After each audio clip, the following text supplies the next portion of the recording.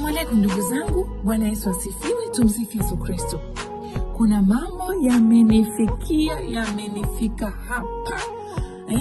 Ndugu yangu, bidada, shoga yangu Pamela Masai kadanganyika, sijui karubunika na huyu Amani Golugwa ambaye ni naibu katibu mkuu. Huyu Pamela kwa wasimfahamu, yeye ni katibu mkuu wa Bawacha.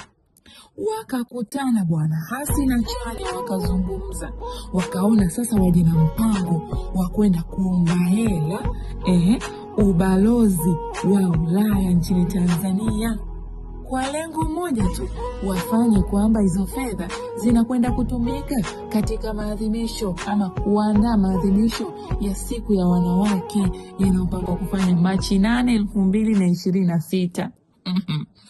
Sasa bwana, walivyosuka huo mpango wao ambao ni kivyao vyao wao wawili, chama hakijui chochote wala hakuna andiko lolote rasmi la chama cha Chadema lililotoka kwenda kule kuomba hizo fedha. Sasa mambo yalivyokuwa meusi ya kukinyume kule, wakakataliwa. Sio, umenielewa? Baada ya kukataliwa, wakaona sasa warudi kwenye mpango wa pili, wakaja kumshirikisha huyo mkurugenzi wa digital na ubunifu wa chama kwamba aandae andiko la siri kuhusu masuala ya kidijitali ambayo wanahisi kabisa ubalozi huo unaweza kutoa fedha kwa sababu unafadhili masuala hayo ya kidijitali ya chama. Sio, unanielewa? Sasa unaambiwa ni kwamba huyu Golugwa pamoja na huyu Pamela wamepanga kutumia hizo fedha kwenye masuala yao binafsi kabisa. Alafu kama kile kiasi kidogo tu ili kuonekana kwamba jambo limefanyika, ndio waje wakaramia hiyo siku ya wanawake duniani. Sasa mambo ya kuadharani, mambo ya kulele. Sijui itakuwaje huko, kuna wakamoto.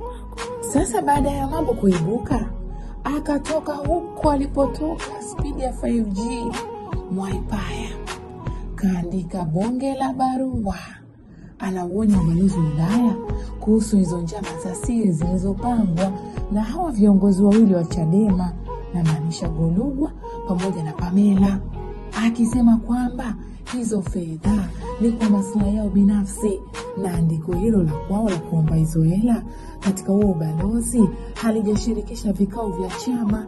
Kwa hiyo ni matapeli kama matapeli wengine. Unaona mambo jinsi yanavyokwenda? Hali ni tete. Yaani Chadema imekuwa kama shamba la bibi. Kila mtu anakula na cha kwake sasa hivi, na wao mwaka na sisi tutafuta upande wetu tule cha kwetu. Ndugu zangu, niwatakie mfungo mwema. Haya ndio nifutia kwa siku hii.